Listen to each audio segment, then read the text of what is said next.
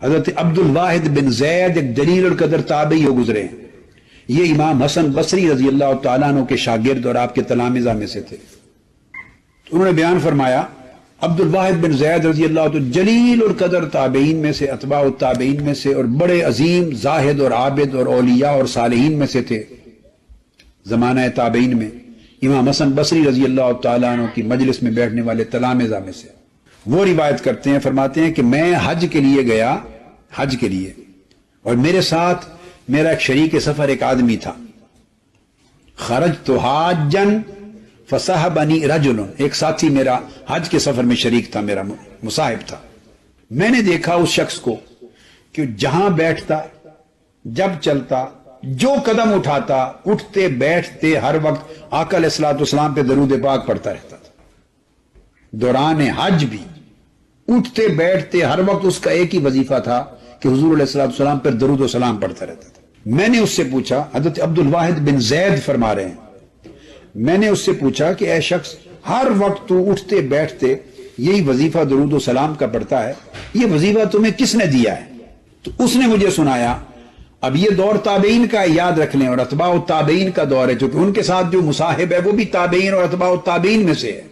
تو اس تابعی یا تبع تابعی جو بھی ان کے ساتھ ہے، انہوں نے جواب دیا کہ کئی سال قبل، وظیفہ مجھے یوں ملا کہ کئی سال قبل میں مکہ معظمہ آیا اور میرے ساتھ میرا والد تھا. میں اپنے والد کے ساتھ ہم سفر تھا، مکہ معظمہ پہنچے. مکہ معظمہ پہنچنے سے پہلے کسی منزل پہ ہم رکے تو رات کو میرے والد کی ڈیتھ ہو گئی، وفات ہو گئی.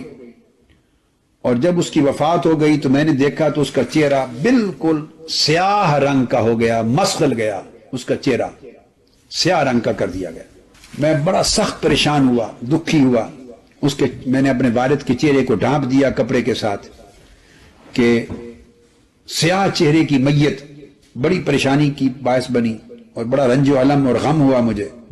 اور پھر میں نے دیکھا اچانک کہ 4 سیاہ رنگ کے فرشتے، کالے رنگ کے، لوہے کے حدید کے لاٹھیاں لے کر، 2 اس کے سرانے، 2 اس کے بائیں قدموں کی طرف کھڑے ہوئے ہیں، یعنی عذاب کے فرشتے کھڑے ہیں. وہ جب روح قبض کرنے کے لیے آئے تو عذاب کے فرشتوں کو بھی دیکھا میں نے اس وقت، جو ایک اس کے سرانے دائیں طرف، ایک بائیں طرف، ایک قدموں کی طرف، ایک دائیں طرف، ایک بائیں طرف، ایک سرانے کی طرف، سب کھڑے ہیں. تو میں اتنا پریشان دکھی تھا کہ میری سمجھ میں کچھ نہیں آ رہا تھا اب کیا کروں. رویا دھویا، پریشان ہوا.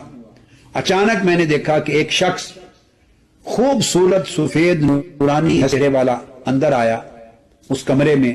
اس حجرے میں میرے باپ کی میت پڑی تھی. اس نے سبز لباس پہن رکھا تھا، سبز چادر اور سبز لباس. وہ اندر آ گئے.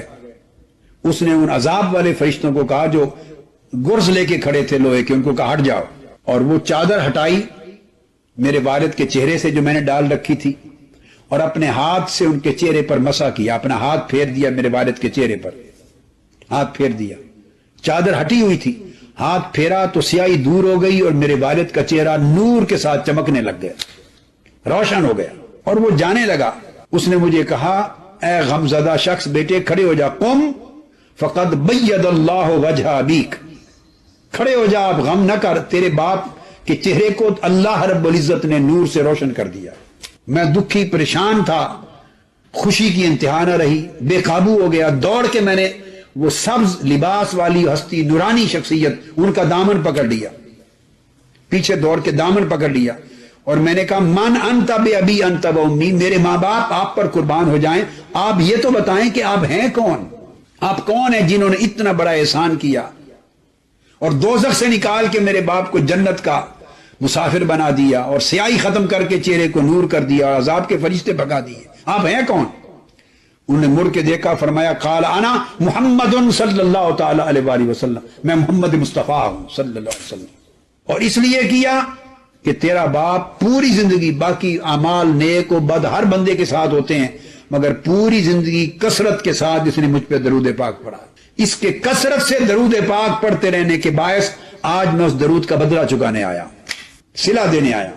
عبد الواحد بن زید کہتے ہیں کہ اس تابعی یا تبع تابعین نے کہا آقا علیہ السلام سے یہ بات اس دن کی سن کر آج کے دن تک فما ترکت الصلاۃ علی النبی صلی اللہ علیہ وسلم، پھر میں نے حضور کا درود چھوڑا ہی نہیں، اٹھتے بیٹھتے زندگی میں ہر قدم پر حضور کے درود ہی کو وظیفہ بنا لیا۔